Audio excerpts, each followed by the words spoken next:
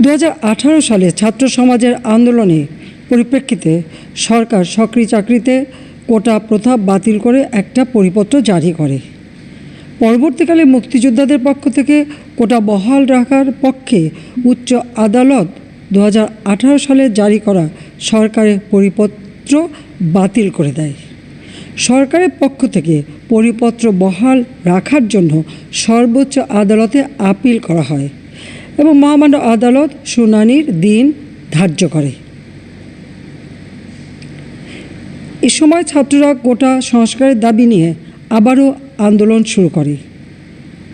এই আন্দোলনের শুরু থেকেই সরকার যথেষ্ট ধৈর্য ও সহনশীলতা প্রদর্শন করেছে, বরং আন্দোলনকারীদের নিরাপত্তা নিশ্চিত করার ক্ষেত্রে পুলিশ সহযোগিতা করে।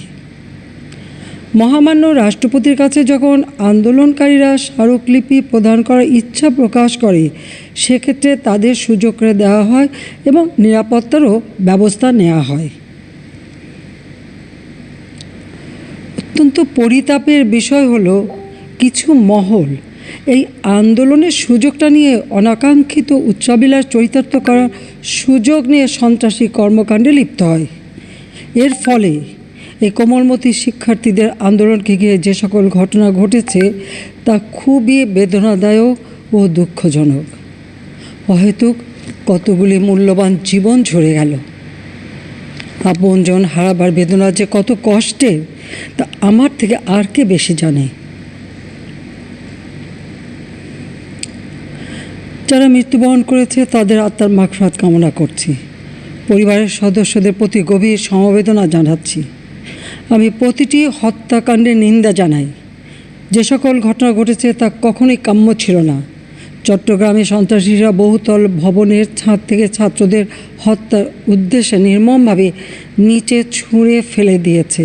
অনেক ছাত্রের হাত পায়ের রগ কেটে দেয়, তাদের উপর লাঠি পেটা ও ধারালো অস্ত্র দ্বারা আঘাত করে। একজন মৃত্যুবরণ করেছে, অনেকে মৃত্যুর সাথে পাঞ্জা লড়ছে। ঢাকা, রংপুর এবং রাজশাহী বিশ্ববিদ্যালয়ের উপাচার্যের বাসভবন ও ছাত্রছাত্রীদের আবাসিক হলে অগ্নিসংযোগ ও ভাঙচুর করা হয়। সাধারণ পথচারী, দোকানিদের আক্রমণ, এমনকি রোগীবাহী অ্যাম্বুলেন্স চলাচলে বাধা প্রদান করা হয়। মেয়েদের হলে ছাত্রীদের উপর আক্রমণ করা হয়েছে এবং লাঞ্ছিত করা হচ্ছে। আবাসিক হলে প্রবেশদের হুমকি দেওয়া হয় এবং আক্রমণ করা হয়েছে। শিক্ষকদের উপর চড়াও হয়ে তাদের গায়ে হাত তোলা হয়েছে। আমি বিশ্বাস করি, যারা কোটা সংস্কার আন্দোলনে জড়িত তাদের সাথে এই সকল সন্ত্রাসীদের কোনো সম্পর্ক নেই, বরং সন্ত্রাসীরা এদের মধ্যে ঢুকে সংঘাত ও নৈরাজ্যকর পরিস্থিতির সৃষ্টি করছে। এই ধরনের ঘটনার সঙ্গে যারা জড়িত তাদের চিহ্নিত করে উপযুক্ত শাস্তির ব্যবস্থা করা হবে। যারা হত্যাকাণ্ডের শিকার হয়েছে তাদের পরিবারের জন্য জীবন জীবিকা নির্বাহের ক্ষেত্রে যে সহযোগিতা দরকার তা আমি করব। আমি দ্ব্যর্থহীনভাবে ঘোষণা করছি, যারা হত্যাকাণ্ড, লুটপাট ও সন্ত্রাসী কর্মকাণ্ড চালিয়েছে, এরা যেই হোক না কেন, তারা যেন উপযুক্ত শাস্তি পায় সে ব্যবস্থা নেওয়া হবে। আমি আরও ঘোষণা করছি, হত্যাকাণ্ড সহ যে সকল অনভিপ্রেত ঘটনা ঘটেছে, সুষ্ঠু ও ন্যায় বিচারের স্বার্থে সে সকল বিষয়ে বিচার বিভাগীয় তদন্ত করা হবে। কাদের উস্কানিতে সংঘর্ষের সূত্রপাত হলো, কারা কোন উদ্দেশ্যে দেশকে একটি অরাজক পরিস্থিতির দিকে ঠেলে দিল তা তদন্ত করে বের করা হবে। আমি আন্দোলনরত কোমলমতি ছাত্রছাত্রীদের নিরাপত্তা নিয়ে অত্যন্ত উদ্বিগ্ন। এই সন্ত্রাসীরা যে কোনো সময় সংঘাতের পরিবেশ তৈরি করে তাদের ক্ষতি সাধন করতে পারে। তাই শিক্ষার্থীদের পিতা মাতা, অভিভাবক এবং শিক্ষকদের প্রতি আমার আবেদন, তারা যেন তাদের সন্তানদের নিরাপত্তার বিষয়ে সজাগ থাকেন। একই সাথে সকল শিক্ষা প্রতিষ্ঠানের ছাত্রছাত্রীদের নিরাপত্তার বিষয়টি বিশেষভাবে নজর রাখেন। সরকার হাইকোর্টের রায়ের বিরুদ্ধে সর্বোচ্চ আদালতে আপিল করেছে। আপিল আদালতে শুনানির দিন ধার্য করা হয়েছে। আদালত শিক্ষার্থীদের কোনো বক্তব্য থাকলে তা শোনার সুযোগ সৃষ্টি করে দিয়েছে। এই আইনি প্রক্রিয়ার মাধ্যমে সমস্যা সমাধানের সুযোগ রয়েছে।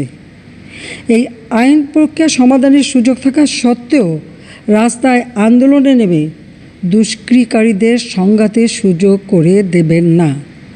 সর্বোচ্চ আদালতের রায় আসা পর্যন্ত ধৈর্য ধরে অপেক্ষা করার জন্য আমি সকলকে বিশেষভাবে অনুরোধ জানাচ্ছি।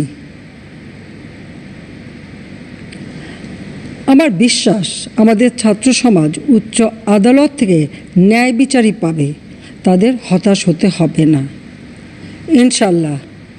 মুক্তিযুদ্ধের চেতনায় আমাদের প্রিয় মাতৃভূমিকে সকলের সহযোগিতায় স্মার্ট বাংলাদেশ হিসেবে গড়ে তুলব। আমি আবারও এই অনাকাঙ্ক্ষিত ঘটনায় যারা নিহত হয়েছেন তাদের জন্য গভীর দুঃখ প্রকাশ করছি এবং পরিবারের সদস্যদের প্রতি আমার সমবেদনা জানাচ্ছি। খোদা হাফেজ। জয় বাংলা, জয় বঙ্গবন্ধু, বাংলাদেশ চিরজীবী হোক।